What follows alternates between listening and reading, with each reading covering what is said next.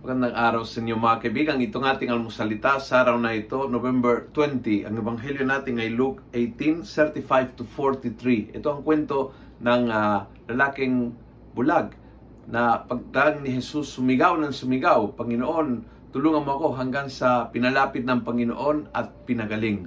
And let me share how the story starts and ends. The beginning, sabi ng ebanghelyo, when Jesus drew near to Jericho, a blind man was sitting by the road begging. He was a beggar at the beginning. Listen to the end. At once the blind man was able to see, and he followed Jesus, giving praise to God, and all the people who were there also praised God. From being a beggar to being a missionary. And I think iyon po yung ating hamon. Yung hamon para sa iyo at para sa akin.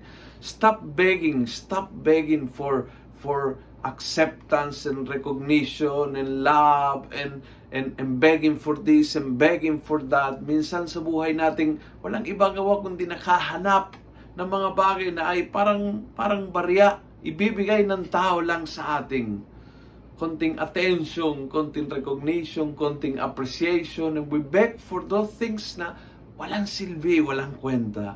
We are meant to be missionaries, to proclaim ang ginawa ng Diyos sa buhay ko, and to give praise, and people, by seeing your life, will give praise to God. At yun ang meaning ng buhay natin.